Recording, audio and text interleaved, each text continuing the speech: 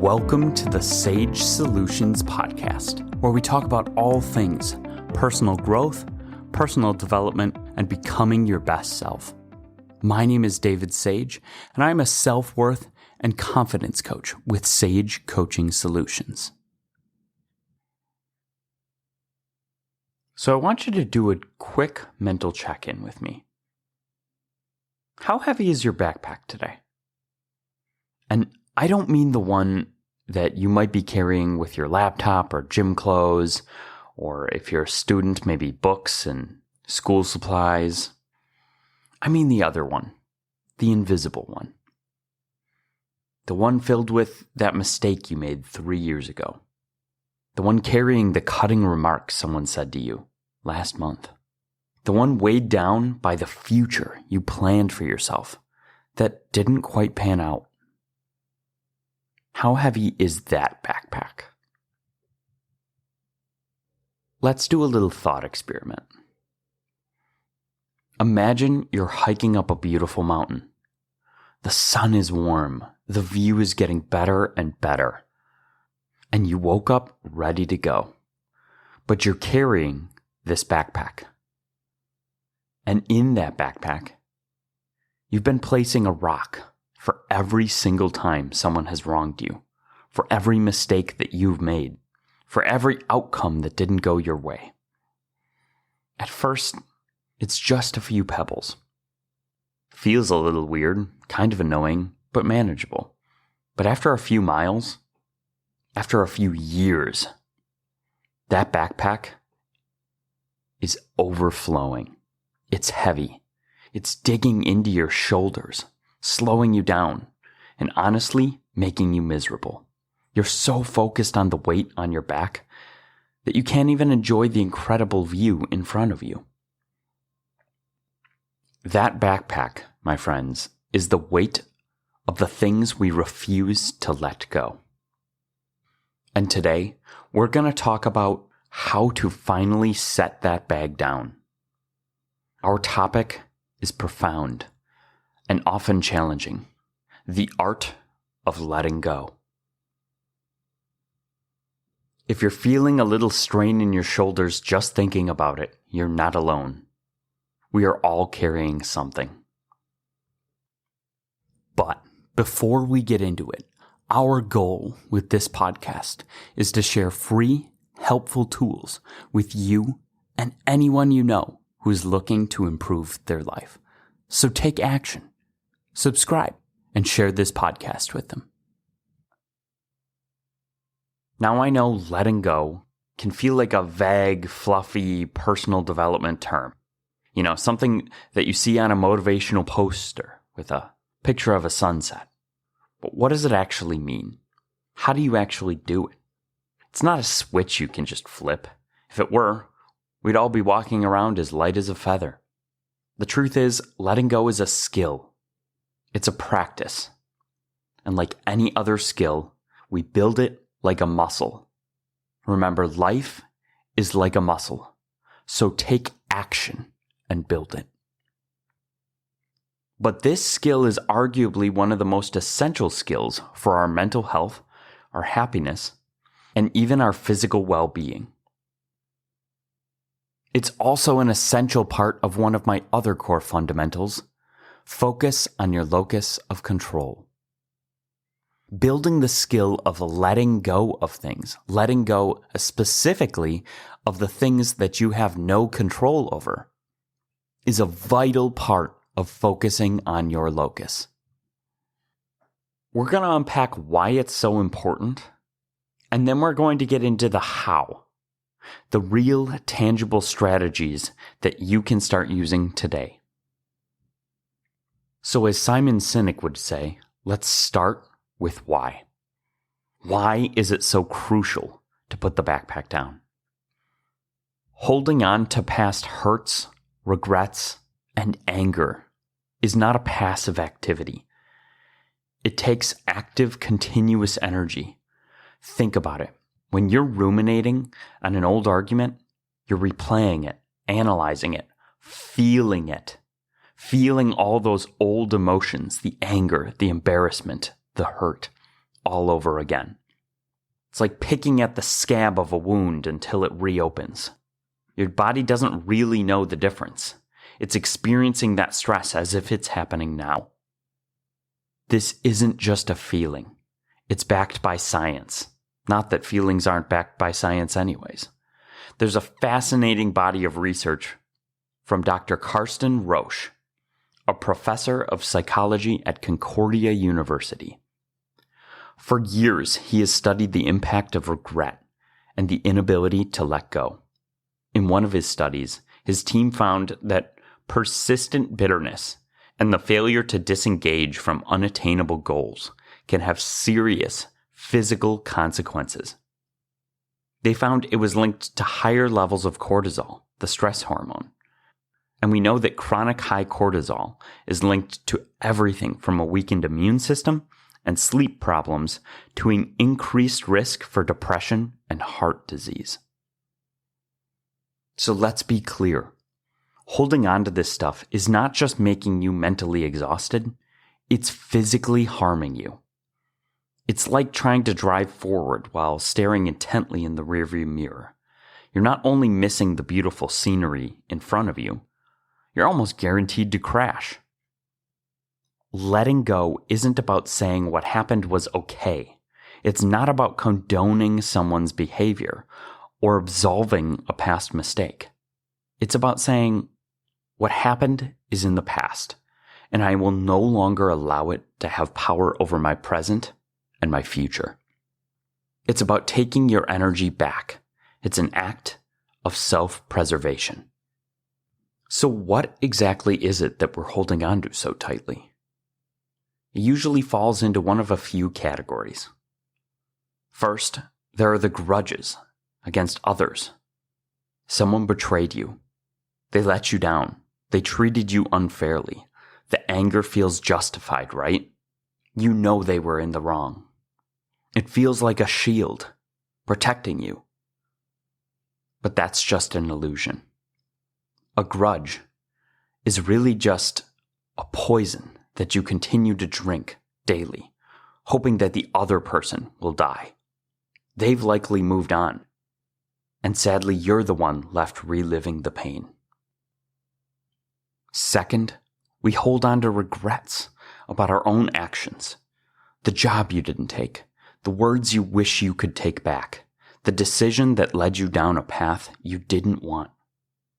We punish ourselves over and over and over just for being human, for being imperfect. And third, likely the most subtle of these three, is that we hold on to the ghost of who we thought we would be. We had a timeline, married by 30, corner office by 40, kids, a house, the whole 9 yards. And when we didn't match that blueprint, we hold on to the disappointment like a failed project, instead of seeing it as a simple and often beautiful detour. Regrets, grudges, and disappointments. I'm going to break it down into 3 essential pillars of letting go that line up with the 3 that I just said: detachment, forgiveness, and acceptance. This isn't about forgetting, it's about freedom. Let's get into the first pillar, detachment.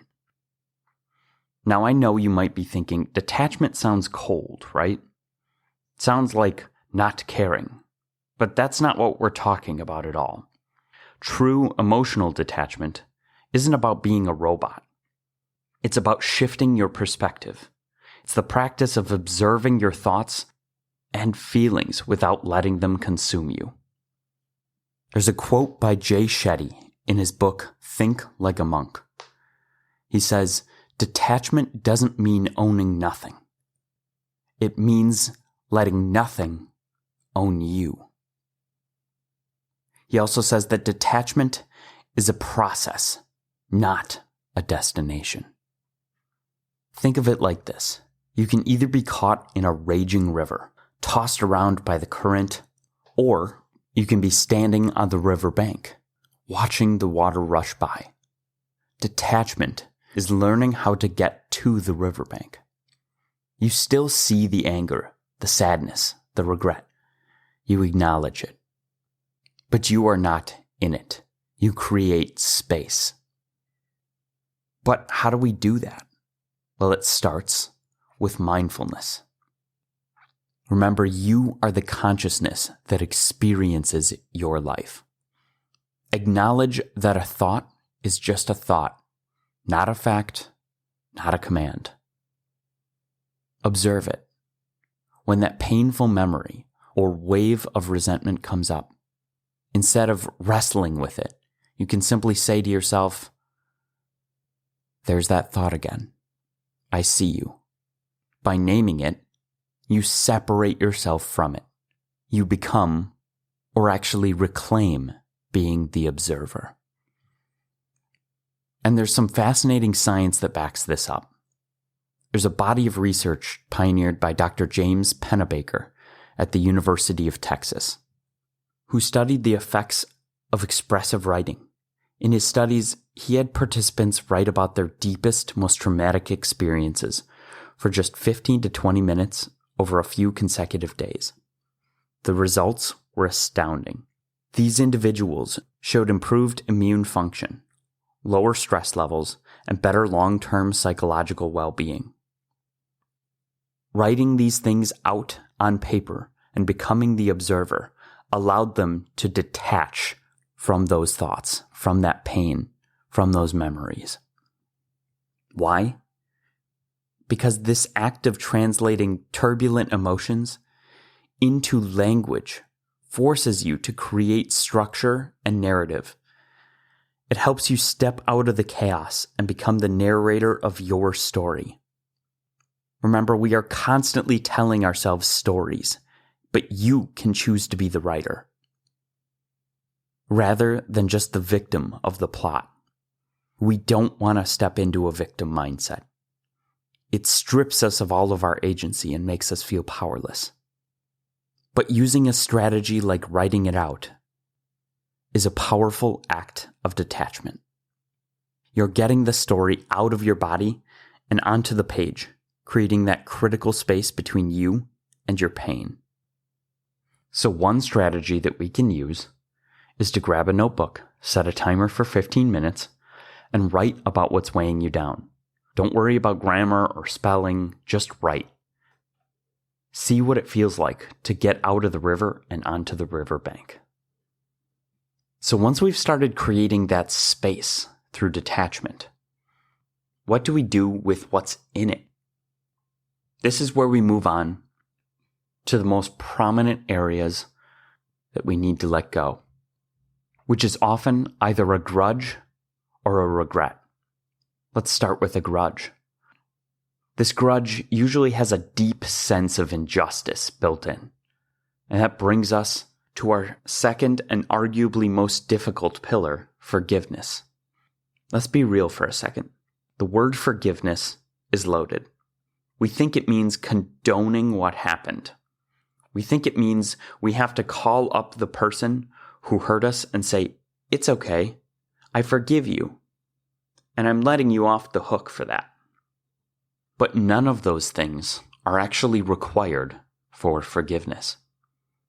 It's one of the most profound misunderstandings of what forgiveness truly is and what it's for. Now, to be clear, you can verbally forgive somebody, and somebody can come to you seeking forgiveness. And sometimes that may be the way that you want to go about it. Letting a person know that you forgive them can be a powerful step in mending a relationship. But there are many times where somebody does something where they don't deserve forgiveness, and you don't want to mend that relationship. The process that we're talking about today, however, is an internal forgiveness.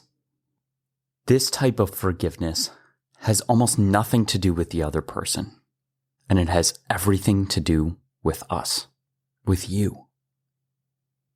There's a quote by the renowned meditation teacher Jack Kornfield that captures this perfectly. He said, "To forgive is to set a prisoner free and discover that the prisoner was you. Jay Shetty says that revenge is hurting yourself when you are mad at someone else, but forgiveness is healing yourself when you are mad at someone else. Let these quotes sink in for a minute. Holding on to a grudge is like drinking that poison and expecting the other person to die. But you are the one that carries the anger. You are the one whose stomach is tied in knots when you think of them. You are the one who is a prisoner to the past. Internal forgiveness is not reconciliation. It's not even forgetting. It is the conscious decision to let go and cancel the emotional debt. You've been waiting for an apology or for justice that may never come. By forgiving, we are taking control of our locus of control. By forgiving, we are focusing on our locus and using our agency to heal ourselves. By forgiving, you stop waiting. You take back your power. You stop allowing that person or that situation to have control over your present emotional state. You are setting yourself free from the poison, from the prison. But how do we begin this process of forgiveness? Start small. Maybe it's forgiving your parent for a comment they made that stuck with you. Maybe it's forgiving a friend for a promise they broke. And this is a big one. It's also forgiving yourself for a mistake that you can't seem to move past. That's right. Regret is like holding a grudge against yourself for not being perfect. Internal forgiveness for yourself and for others can set you free. A simple way to practice forgiveness is to close your eyes, bring the person or situation to mind, and silently repeat to yourself, I release you from the debt you owe me. I don't condone your actions, but I'm choosing to let go. I'm choosing forgiveness to give myself peace. You don't have to feel it 100% at first. Just the act of stating the intention begins to loosen the chains. This brings us to our third and final pillar, the one that ties it all together. Acceptance. If detachment is seeing the river from the bank, and forgiveness is letting go of the anger you have towards the river for flowing so violently, then acceptance is acknowledging that the river is just a river. It is what it is. Acceptance is not defeat. It's not saying you like what happened or that it was okay. It's simply surrendering to the reality of what it is. You cannot change the past. Fighting with reality is a battle you will lose 100% of the time. It is the ultimate source of suffering. And frankly, we don't need to fight with reality. Because the mass majority of your experience of reality is shaped by your perspective of reality, not even the reality itself. The moment you accept what happened, you can finally put your energy where it matters, on the present, on the future, on what you can control. Focus on your locus. You stop asking, why did this happen to me? And you start asking, okay, this happened, what now? That shift in language is the single most powerful move you can make when it comes to letting go. It's the difference between being stuck in the mud and taking the first step out of it. It's looking at your reality square in the face without judgment and saying, okay, this is my starting point. Acceptance allows forgiveness to feel real. It allows detachment to be a state of peace, not avoidance. It's the fertile ground where letting go can finally take root. So let's move on to the solutions part of this podcast. No fluff, just strategy. actionable tools that you can use in your life. Here are 3 practical steps to start practicing the art of letting go. Acknowledge and name it. You cannot let go of something you refuse to look at. We spend so much energy pushing these feelings down, pretending we're fine. Stop. Give yourself permission to feel it. Say it out loud. I am angry at my friend for what they said. I feel deep regret about how I handled that situation. I am sad that my life doesn't look the way I thought it would. Give the emotion a name. By acknowledging it, you take away its shadowy power. You bring it out into the light. The feeling is valid. It's a reaction to it that you have the power to change. Remember detachment. Don't judge it, just observe it. There's that feeling of resentment again. Hello, old friend. I see you. This act of mindfulness creates a tiny bit of space between you and the feeling, and in that space, you have a choice. Reframe the narrative. Every story can be told from a different perspective. Right now, you might be telling the story from the perspective of a victim or a failure. Let's try to reframe it from the perspective of a learner. Instead of asking, why did this happen to me? Ask, what did this teach me about myself? What did this teach me about my boundaries? How did this experience, as painful as it was, make me stronger or wiser? We're not looking for toxic positivity. It's about extracting a lesson. That terrible breakup, it taught you what you truly need in a partner. That job you lost, it pushed you to discover a passion you never knew you had. You can't change the events of the past, but you have control over the stories that you tell yourself about them today. Reclaim your role as the author of your life story, not just a character in it. Release as a physical act. Our minds and bodies are deeply connected. Sometimes to convince our mind that something is over, we need to perform a physical act. This can be a small, private ritual. One of the most powerful is the write and burn method. Write a letter to the person you're angry with. Pour out every single thing you want to say, uncensored. Don't hold back. Then read it aloud to yourself. Let yourself feel it, and then safely burn it. As you watch the paper turn to ash, visualize the hold that it has on you turning to ash as well. Visualize letting it go, releasing it to the universe.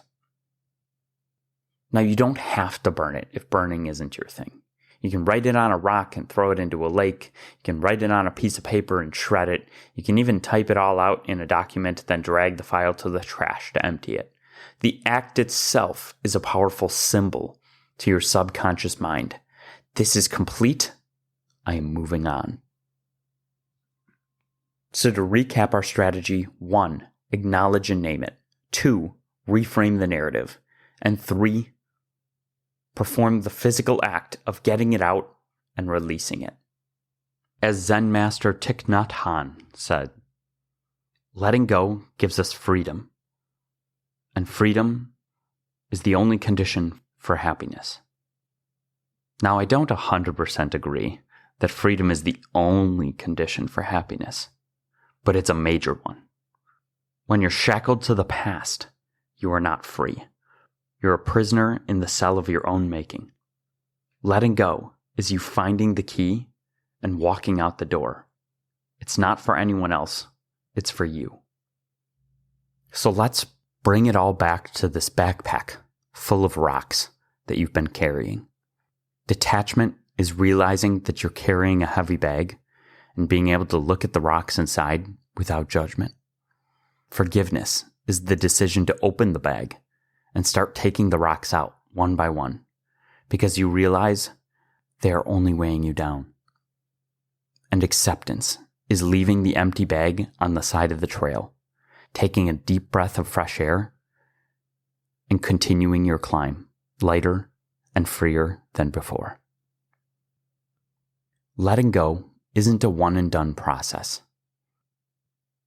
It's a skill and a practice, something you're going to have to continue doing throughout your life. That feeling might creep back in tomorrow.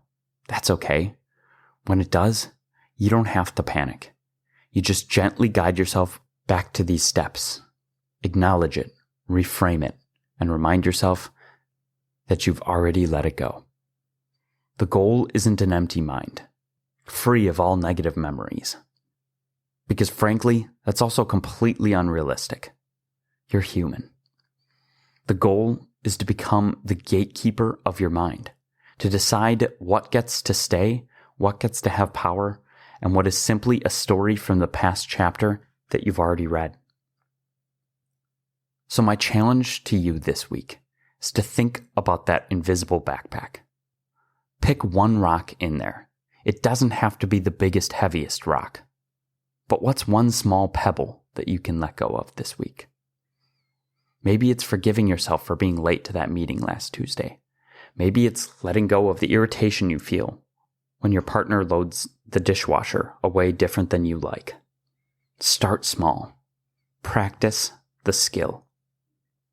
Letting go is like a muscle, so take action and build it. Because every single time you choose to let something go, you get a little bit lighter. You create a little more space. Space for joy, space for peace, space for the beautiful, unpredictable, and wonderful present moment. And that is freedom. And remember, you are enough, and you deserve to fill up your inner cup with happiness, true confidence, and resilience. Thank you for listening to the Sage Solutions podcast. Your time is valuable, and I'm so glad that you choose to learn and grow here with me. If you haven't already, don't forget to subscribe so you don't miss out on more sage advice.